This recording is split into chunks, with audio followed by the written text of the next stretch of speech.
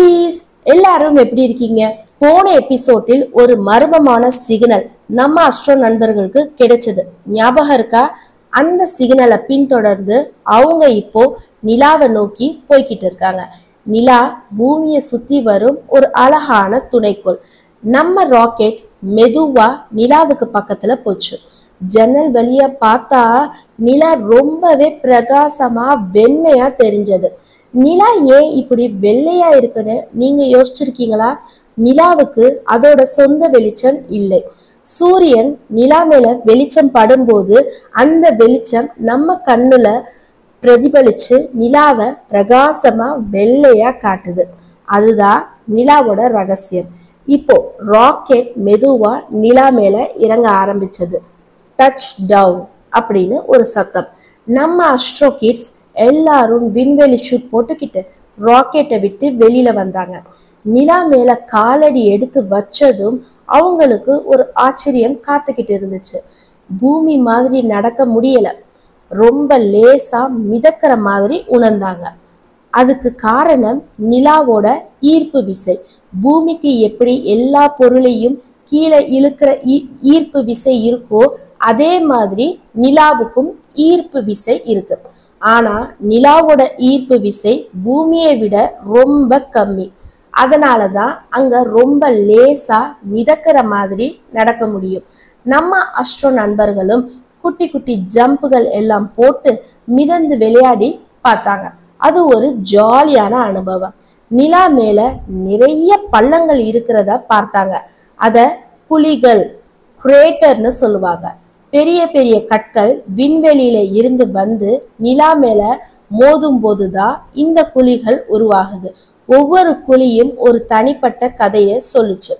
நம்ம நண்பர்கள் நிலா மேல நடந்துகிட்டே இருக்கும்போது அந்த மர்மமான சிக்னல் இன்னும் பலமா கேட்க ஆரம்பிச்சிச்சு. அந்த சிக்னல் எங்கிருந்து வருதுன்னு தேடிக்கிட்டே போனாங்க.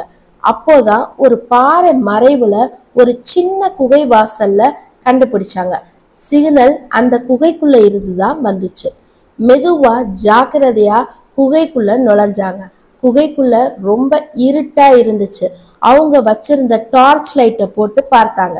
குகையோட சுவர்கள் எல்லாம் பல பலன்னு மின்னிக்கிட்டு இருந்துச்சு. திடீர்னு ஒரு ஒளி தோன்ற ஆரம்பிச்சிச்சு.